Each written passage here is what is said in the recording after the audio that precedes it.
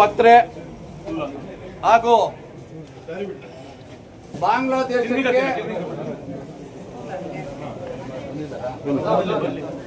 ಬಾಂಗ್ಲಾದೇಶ 1971ರಲ್ಲಿ ನಮ್ಮ ಭಾರತದ ಭಿಕ್ಷೆಯಿಂದ ಉಳಿತು.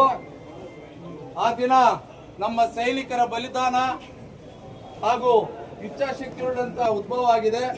ಅಮಾಯಕ ದೇವತಾ ಆರಾಧಕನಾಗಿರೋದಕ್ಕೆ ಯಾವುದೋ ಒಂದು ಮಾತು ಜಾರ್ತು ಅಂದ ತಕ್ಷಣ ಅಲ್ಲಿ ವ್ಯವಸ್ಥೆ ಇದೆ, ಕಾನೂನು ಕಟ್ಟಳೆಗಳಿದೆ, ಎತ್ಕೊಂಡೋಗಿ ಸ್ಟೇಷನ್ ಅಲ್ಲಿ ಇಟ್ಟಿರ್ತಾರೆ. ಅಂತ ವ್ಯಕ್ತಿನ ಈ ಮತಾಂಧ ಮುಸ್ಲಿಮರು ಏನ್ ಮಾಡ್ತಾರೆ ಅಂದ್ರೆ ಆ ವ್ಯಕ್ತಿನ ಅದೇ ಜೈಲಿಂದ ಹೊರಗಡೆ ಹಿಡ್ಕೊಂಡು ಬರ್ತಾರೆ. ಅದಕ್ಕೆ ಅಲ್ಲಿರ್ತಕ್ಕಂಥ ಸ್ಥಳೀಯ ಆಡಳಿತ ವ್ಯವಸ್ಥೆ ಅದಕ್ಕೆ ಅನುಕೂಲ ಮಾಡಿಕೊಡುತ್ತೆ. ಆ ವ್ಯಕ್ತಿಯನ್ನು ಹೊಡೆದು ಜೀವಂತವಾಗಿ ಮರಕ್ಕೆ ನೇಣ ಹಾಕಿ ಸುಡ್ತಾರೆ. ಕಾರಣ ಅದ್ನೇನು ದೊಡ್ಡ ದರೋಡೆಕಾರನಲ್ಲ, ಅತ್ಯಾಚಾರ ಎಲ್ಲ ಇನ್ನೊಂದಿಲ್ಲ. ಒಂದೇ ಒಂದು ಕಾರಣ, ಹಿಂದೂ ಅನ್ನೋ ಒಂದು ಪದಕ್ಕೆ. ಹಿಂದೂ ಅನ್ನೋ ಒಂದು ಪದಕ್ಕೆ ನಮ್ಮಿಂದ ಹುಟ್ಟಿರ್ತಕ್ಕಂಥ, ನಮ್ಗೆ ಜನಿಸಿರ್ತಕ್ಕಂಥ ಬಾಂಗ್ಲಾದೇಶಿಗರು ಇವತ್ತು ಅಸಂಬದ್ಧವಾಗಿ ಮಾತಾಡ್ಬೇಕಾಗತ್ತೆ ಏನೋ, ತಾಯಿ ವಿರೋಧಿ ಕೆಲಸಗಳು ಮಾಡ್ತಾ ಇದ್ದಾರೆ. ಇದನ್ನು ಯಾವತ್ತು ಹಿಂದೂ ಸಮಾಜ ಕ್ಷಮಿಸಲ್ಲ, ಕ್ಷಮಿಸೋದು ಇಲ್ಲ. ಯಾವತ್ತು ಹಿಂದೂ ಧರ್ಮ ಸದೃಢವಾಗಿರುತ್ತೆ.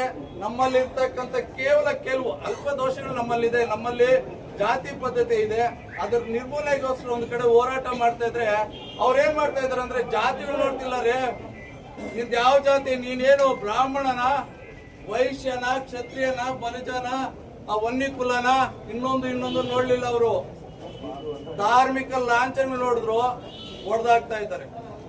ಎಂತ ವಿಕೃತ ಅಂದ್ರೆ ಬಟ್ಟೆ ಬಿಚ್ಚಿ ಅಲ್ಲೂ ನೋಡಿ ಹೊಡೆದಿರ್ತಕ್ಕಂಥ ಸಮಾಜ ಈ ನಾಲಾಯಕ ಸಮಾಜ, ದೇಶ ವಿರೋಧಿ ಸಮಾಜ.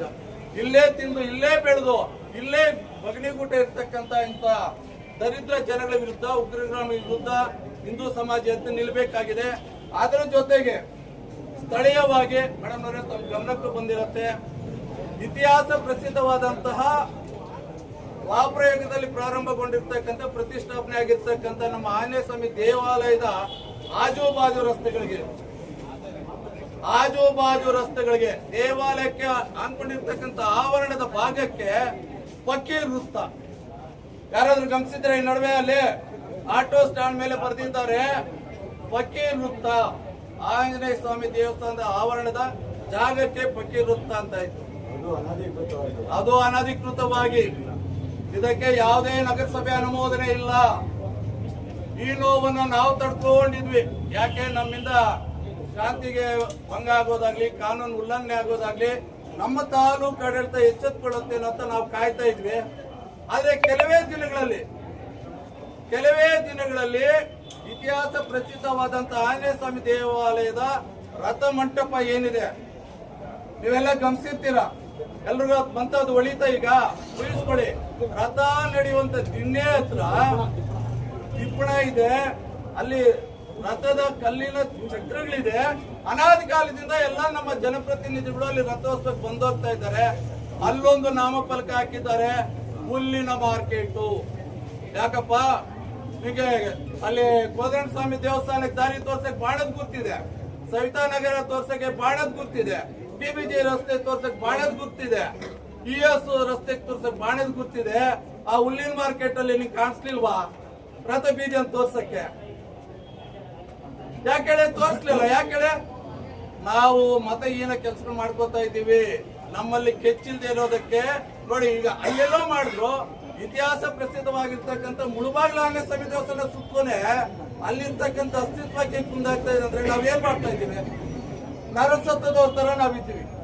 ಯಾಕೆ ನಮ್ಮ ಸಿಟ್ಟು ಆಕ್ರೋಶ ಎಲ್ಲ ನಮ್ಮ ಕಾನೂನುಬದ್ಧವಾಗಿ ಸಂವಿಧಾನ ಕೊಟ್ಟಿರುವಂತ ಒಂದು ವಿಚಾರವನ್ನ ನಾವು ಎತ್ತಿಡ್ದಿದ್ರೆ ಇವತ್ತು ಆಗ್ತಾ ಇರ್ಲಿಲ್ಲ. ಈ ಬಾರಿ ರಥ ಬೀದಿ ರಸ್ತೆ ಹೋಗಿ ಹುಲ್ಲಿನ ಮಾರ್ಕೆಟ್ ಆಗಿದೆ. ಇಲ್ಲಿ ಇರ್ತಕ್ಕಂಥ ಹಿರಿಯರಿಗೆ ಗೊತ್ತು ಹುಲ್ಲಿನ ಮಾರ್ಕೆಟ್ ಏನಂದ್ರೆ 4 ಗಂಟೆಯಿಂದ 6 ಗಂಟೆಗೂ ಹುಲ್ಲಿನ ಮಾರ್ಕೆಟ್ ಇರ್ತಾ ಇತ್ತು. ರೈತಾಪಿ ಜನಗಳು ಅಲ್ಲಿ ಹಸಿ ಹುಲ್ ತಗೊಂಡ್ ಬರ್ತಾ ಇದ್ರು, ಜೋಳದ ಕಡ್ಡಿ ತಗೊಂಡ್ ಬರ್ತಾ ಇದ್ರು, ಮಾರ್ಬಿಟ್ಟು ಹೋಗ್ತಾ ಇದ್ರು. ಉಳಿದ್ರೆ ಸಾಯಂಕಾಲ ಅಲ್ಲೇ ಬಿಸಾಕ್ಬಿಡ್ತಾ ಇದ್ರು. ಅದನ್ನ ಹುಲ್ಲಿನ ಮಾರ್ಕೆಟ್ ಅಂತ ದೊಡ್ಡದಾಗ ಆಗ್ತವಂಗೆ ಈ ಕಡೆ ರಥ ಬೀದಿ ಕಾಣಿಸ್ಲಿಲ್ವಾ? ಆ ರಥ ಬೀದಿ ಯಾಕೆ ಕಾಣಿಸ್ಲಿಲ್ಲ ಹೇಳಿ? ಅದೇ ಅಲ್ಲಿ ನಾವು ಹೋಗ್ತೀವಿ, ತೇರಲ್ಲಿ ಆಂಜನೇಯ ಜೈ ಬಜರಂಗ್ ಬಲಿ ಅಂತ ಹೋಗ್ತೀವಿ. ನಮ್ಮ ಎದುರುಗಡೆನೆ ನಮ್ಮ ಹಿಂದೂ ಧಾರ್ಮಿಕ ಭಾವನೆಗಳಿಗೆ ಕುಂದುಂಟಾಗ್ತಾ ಇದೆ. ದಯವಿಟ್ಟು ಮೇಡಮ್, ತಾವು ಈಗಿಂದ ಈಗಲೇ ಇದಕ್ಕೆ ದಯವಿಟ್ಟು ಏನು ಅನಧಿಕೃತವಾಗಿ ಹಾಕಿರ್ತಾರೋ ನಗರಸಭೆಯಿಂದ ಅನುಮೋದನೆ ಇಲ್ಲದೆ ಇರ್ತಕ್ಕಂಥ ಏನು ಫಲಕಗಳಾಗಿದಾರೋ ದಯವಿಟ್ಟು ಅದನ್ನ ಈಗಲೇ ಹಿಂಪಡಿಬೇಕು. ಇಲ್ಲ ಅಂದ್ರೆ ಮುಳುಬಾಗಿಲ ನಾಗರಿಕರ ಪರವಾಗಿ ನಾವು ಉಗ್ರ ಹೋರಾಟಗಳನ್ನ ಹಮ್ಮಿಕೊಳ್ಬೇಕಾಗತ್ತೆ. ಇವತ್ತು ಅದನ್ನು ಹುಲ್ಲಿನ ಮಾರ್ಕೆಟ್ ಅಂತ ಹೇಳ್ತಿದ್ದಾರೆ. ಆದರೆ ಇವತ್ತು ಅದು ಹುಲ್ಲಿನ ಮಾರ್ಕೆಟ್ ದಯವಿಟ್ಟು ಅದ್ರ ಬಗ್ಗೆ ಸ್ವಲ್ಪ ಗಮನ ಹರಿಸಿ ಅಂತ ಬಿಟ್ಟು ನಾವು ಹೇಳ್ತೀವಿ.